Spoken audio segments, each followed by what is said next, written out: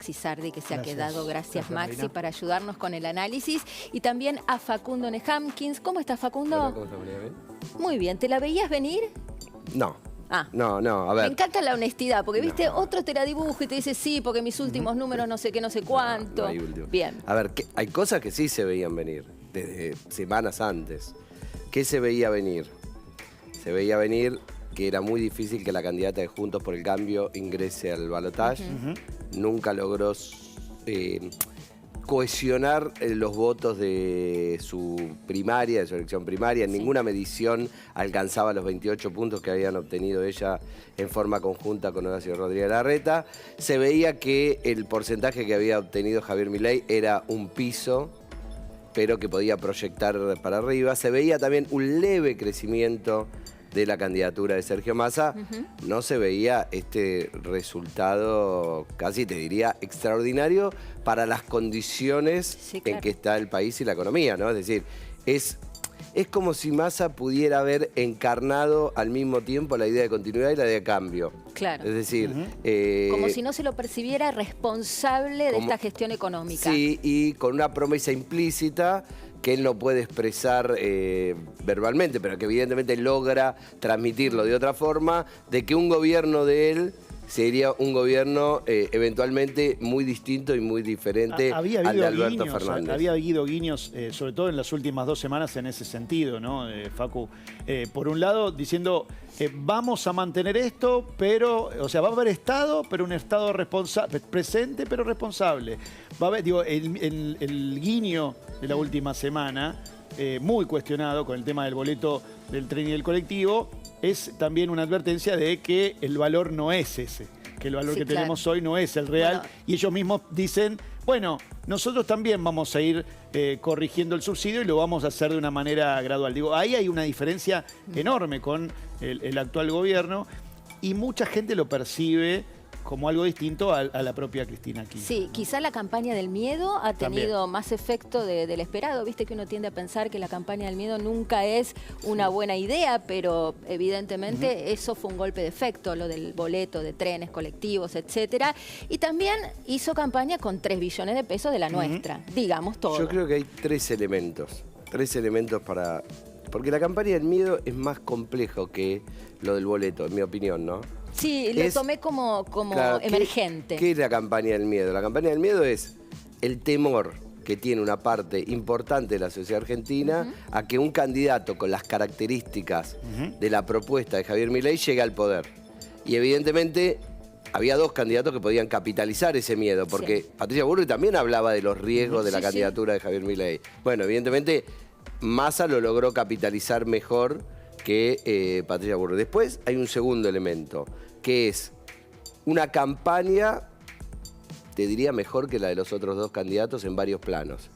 Primero, en la definición de sus adversarios. Nunca habló de Juntos por el Cambio. En toda la elección, la campaña de elección general, creo que Sergio Massa nunca mencionó a Juntos por el Cambio, se dedicó a polarizar con Javier Milei, tratando de mostrarse que él era la verdadera alternativa a ese espacio. Creo que su rendimiento en los debates fue muy superior al del resto de los candidatos, independientemente de lo que a cada uno, porque en esto hay que ser sutil, así el público lo puede entender, independientemente de lo que a cada uno le despierta el candidato, que obviamente hay cosas ahí de gustos, de afinidades ideológicas. Cuando uno veía en el debate hablar a los 3 candidatos, había uno solo que parecía que tenía un teleprompter puesto en los ojos y hablaba de corrido y no se trababa. Y había otros 2 candidatos que tenían dificultades para explicitar una propuesta. Y eso me parece que le dio a Sergio Massa, le fue dando un seniority de que podía ser presidente. Luego, medidas de campaña muy acertadas que también ponían en un brete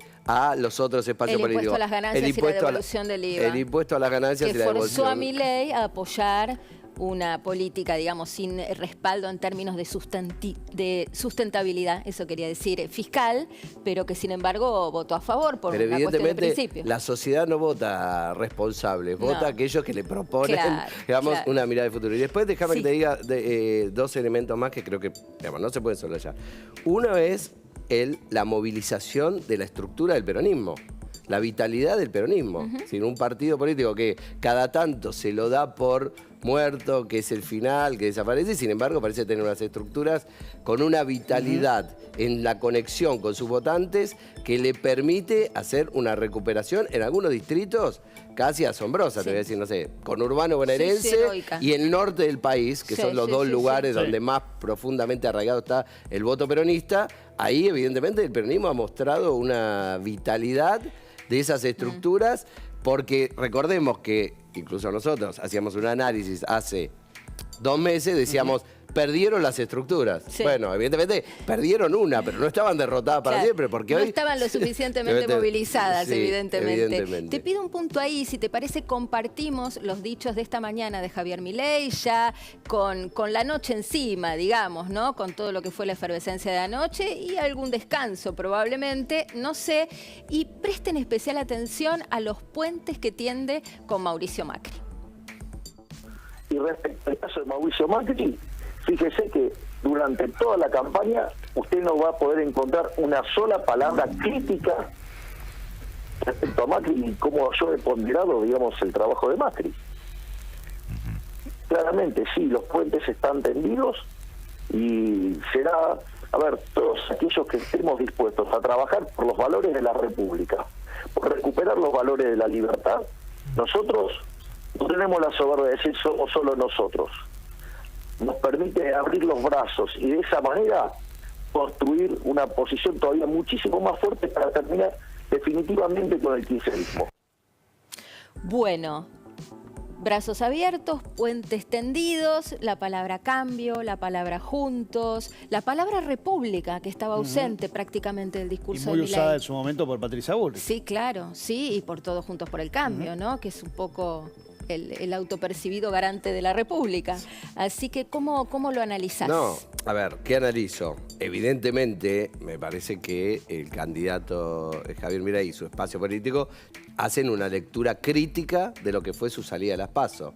Salió como la estrella mimada de la elección primaria, el candidato más votado, y no logra crecer un punto. Entonces, ¿la explicación cuál es? Y en de ese no términos crecimiento? de la cantidad de votos que se sumaron, creo que son 1.800.000, podemos decir que fue peor la performance, porque si no creces un punto cuando la base electoral aumenta en un palo 800, bueno. ¿Cuál es el diagnóstico? Es que perdiste votos. ¿Cuál es el diagnóstico? Él construyó su propio techo. Yo no digo que sea un techo para siempre, No, pero digo, en esta elección, ¿y cómo construyó ese propio techo? Haciendo lo contrario de lo que hizo ayer. Dinamitó todos los puentes con todo el mundo y presentó una propuesta de gobierno mucho más radicalizada, porque aparecían asesores la que lo trajo hasta acá, por ¿no? todos lados. Claro. También es cierto. Sí, pero aparecieron asesores por todos lados haciendo propuestas inauditas del tipo, va a haber una ley de renunciamiento a la paternidad. Es decir, propuestas que la sociedad argentina me parece que no está preparada para discutir y no tiene tampoco ganas de discutir. No estaban en la agenda tampoco. O planteo a un país que es profundamente católico, por lo menos una parte importante de sus habitantes, propuestas de ruptura de relaciones con el Vaticano. Una cosa que vos puedas decir en una entrevista que no estás de acuerdo con el Papa Francisco, que no te gusta, con su postura política, y otra cosa es decir que es el diablo. Creo que todo ese paquete junto le marcó a Javier Milei un techo en las posibilidades de su crecimiento en relación a la primaria. Hizo todo lo contrario de lo que nosotros en la jerga hablamos, el teorema de Baglini, ¿no? Es decir, esa idea que cuando vos te vas acercando al poder, empezás a moderar tus propuestas. Él, en lugar de empezar a moderar, creyó que el techo para la radicalización era infinito y entonces siguió casi con la misma línea e incluso la profundizó. Bueno, evidentemente hay una lectura crítica porque ayer en la noche cambia ese argumento y empieza a tender puentes con un sector que tiene ciertas afinidades, como decíamos nosotros, parecidos de familia con su propuesta en algunos aspectos, sobre todo económicos, pero que quizás mira con preocupación y con temor otra agenda de propuestas que tiene Javier Milei. Creo que ese es el mensaje de ayer a la noche. Ahora, ayer escuché todo tipo de análisis y de alquimias electorales en relación a qué porcentaje de votos de Juntos, qué porcentaje de Schiaretti, de Bregman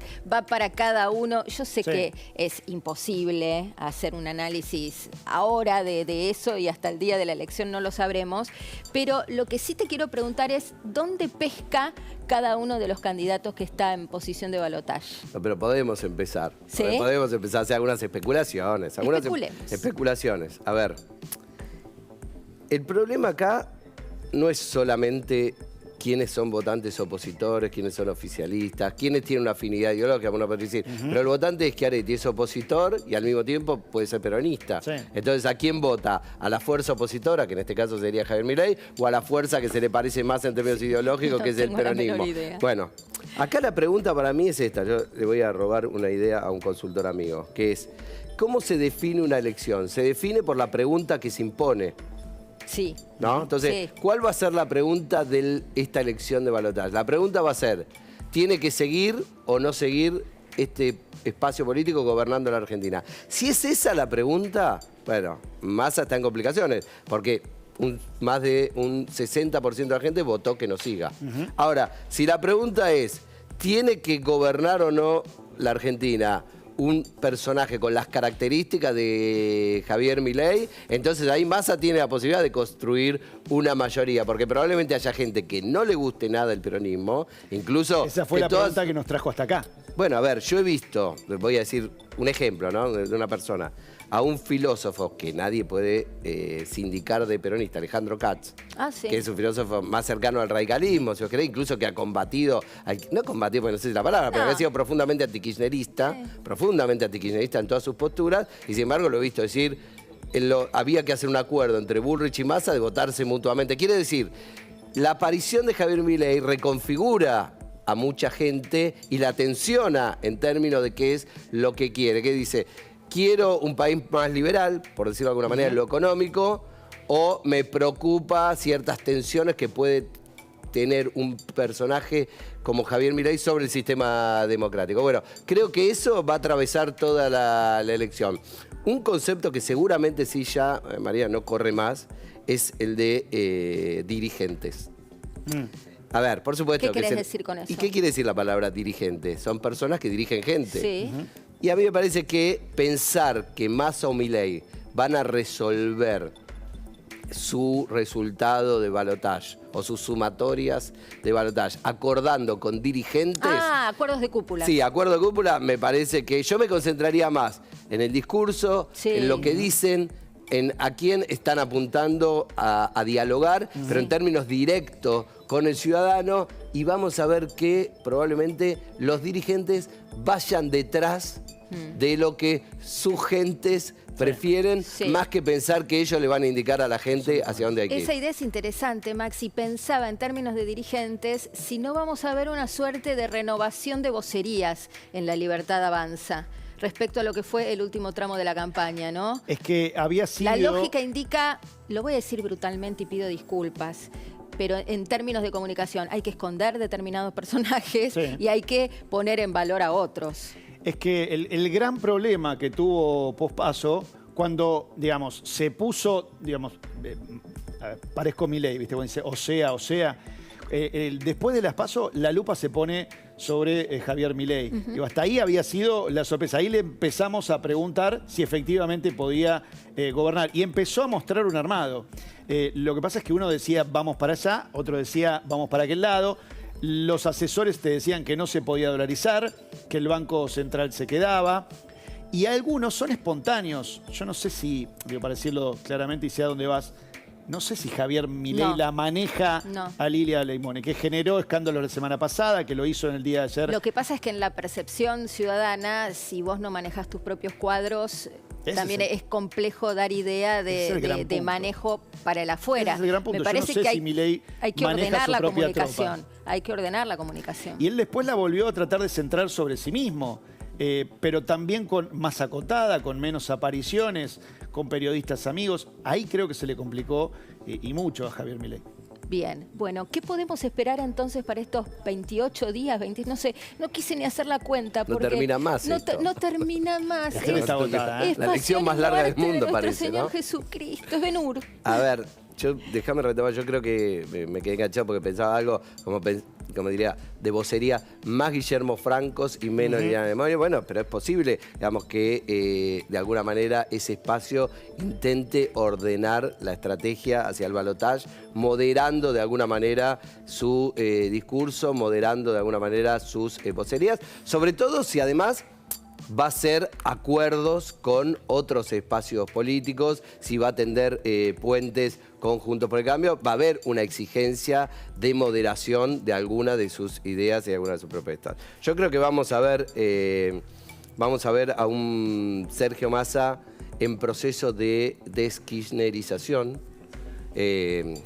No quiero entrar en la discusión de si es verdad o es mentira. Digo, sí. Lo que vamos a ver en términos discursivos es un Sergio Massa en modo antigrieta, sí, tendiendo puentes con, sobre todo con los sectores más moderados de Juntos por el Cambio, con los votantes que quizás sienten más aversión a alguna de las ideas y propuestas de Javier Milei. Escuché ayer los dos discursos, por supuesto, se lo vio hablando de educación pública, de instituciones. Sí, va a ir por la campaña del miedo. Y de la antigrieta. Lo que pasa es que la campaña antigrieta también hay que ver en qué punto cuaja en el humor cívico, porque a Larreta, el inicio de la campaña, con esta idea de vengo a superar la grieta, bueno, tuvo que hacer un giro de última hora y así todo selló un poco la suerte de su elección interna, ¿no? Exactamente. No sé si, ahora, si cuaja. En función de lo que decía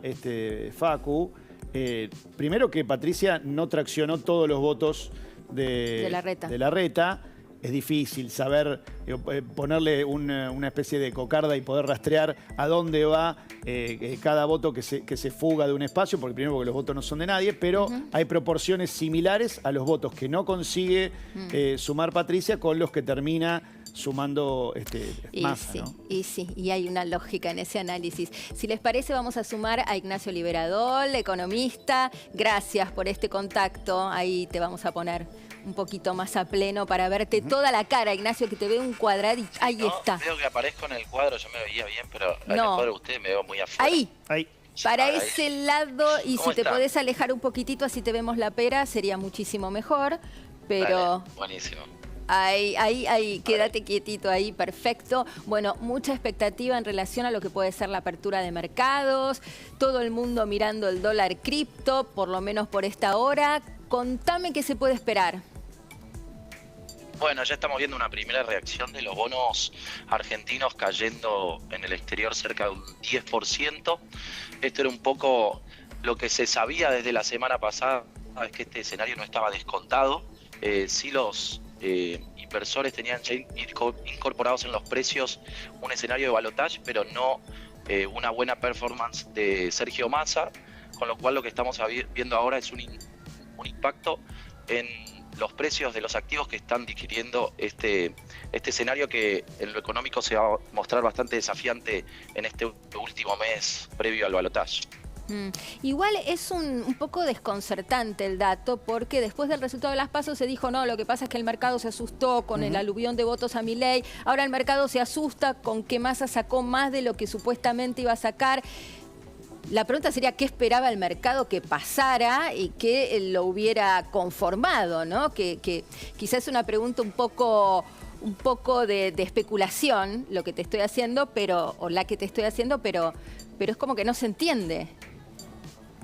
Quizá ese escenario se veía en el tipo de cambio paralelo, ¿no? El mercado se notaba que estaba prediciendo ya un tipo de cambio de equilibrio en donde el nuevo gobierno tuviera que sincerar el tipo de cambio, llevarlo a un nuevo equilibrio de mercado, y ese nivel estaba mucho más alto que el actual. Despejado ese escenario de dolarización, entonces ayer se veían algunos movimientos de una caída, por lo menos en el único indicador que hay en el fin de semana, que tiene que ver el tipo de cambio paralelo, pero en el mundo cripto se veía como una caída. O sea, el precio de equilibrio que se estaba descontando por un escenario de dolarización posiblemente esté más bajo, pero las presiones sobre el mercado cambiario y sobre los activos de Argentina podrían continuar según los movimientos que se están viendo en estas primeras horas. Bien, y vos decís, porque recién Pablo Fernández Blanco decía que seguramente tendremos una jornada de altibajos, de gran volatilidad. Yo le iba a preguntar eso a volatilidad. Ignacio. Ignacio, digo, esta caída puede ser que se compense rápidamente, porque es general, digo, lo mismo sucedió tras las elecciones chilenas, siempre hay una caída, después a veces se recuperan rápido. El tema es los fundamentos, ¿no?, que hay detrás de esta caída. El resultado electoral no despeja la expectativa que hay de poca oferta de dólares para la Argentina, ¿no? En estos años lo que se vio es que el intervencionismo, el populismo y el sostenimiento del cepo cambiario desalentaron el ingreso de capitales a la Argentina, con lo cual, con este nuevo escenario, lo que se estaría viendo es una continuidad de esas medidas. Sabemos que los mercados en general rechazan el intervencionismo y el populismo, ¿no? Y eso es lo que para mí se está viendo en estas primeras horas. El precio de los bonos argentinos está atado un poco a la suerte que va a tener la Argentina en el acceso al mercado de capitales, ¿no? Y en este sentido, las últimas políticas muestran que se prioriza quizá el ir tratando de evitar algunos costos en el corto plazo en lo social, algunas medidas que son impopulares y que con esto se va retrasando la normalización o el sinceramiento de algunas variables que le permitirían a la Argentina corregir sus desequilibrios y de esa manera volver a los mercados o retomar el ingreso de capitales. Y pensando en el cortísimo plazo, ¿no?, de acá a la elección, vos decís que hay margen para que lleguemos sin sobresaltos. Sobresaltos quiero decir, sobresaltos cambiarios o cambio en la regla inflacionaria. Vos decís que el plan llegar efectivamente le va a permitir al ministro llegar al 19 de noviembre o hay variables que el mercado dispondrá.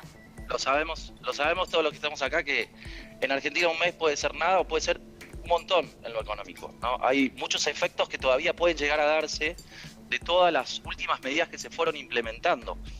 Todavía falta, por ejemplo, que el gobierno informe el dato de inflación el 14 de noviembre, previo al balotaje, que va a mostrar el impacto pleno de la suba en el tipo de cambio paralelo sobre los precios. Claro. Sobre un piso del 12% mensual. O sea, en los últimos 2 meses la Argentina había mostrado 12% mensual de inflación y octubre deberá digerir la suba del tipo de cambio paralelo, ¿no? Con lo cual habría que ver cuál es el dato que va a tener a solo 5 días de esas elecciones que va a tener que informar el gobierno, ¿no? Sí, igual parece que no importa demasiado, Ignacio, no sé, parece que detalle, 12.7, 12.4, detalles. Hay una cuestión que quizá uno cuando ve subir el tipo de cambio lo ve como una variable, pero después todo eso tiene un traslado a precios que la gente termina materializando, ¿no? Que empieza a percibir más de cerca. Lo que estuvimos viendo en los últimos meses es una suba en el tipo de cambio paralelo, pero que todavía el impacto pleno sobre los precios no se vio en la calle, con lo cual a la gente todavía le falta absorber todo eso, ¿no? Ese es quizá la incógnita que todavía hay, alimentos no ha subido tanto, carne no ha subido tanto en el último tramo. Seguramente tengamos muchas remarcaciones en el diario. Fue un boom de consumo el fin de semana y esa parte por ahí no esté medida, ¿no? Digo, lo que corresponde a esta última semana. Gracias, Ignacio Liberador. Te vamos a seguir consultando para entender. Muchas gracias por el contacto. Muy bien, y nosotros nos vamos a una brevísima pausa. Ya venimos, pero antes, el Trust Joyero Relojero, un emblema argentino, reabrió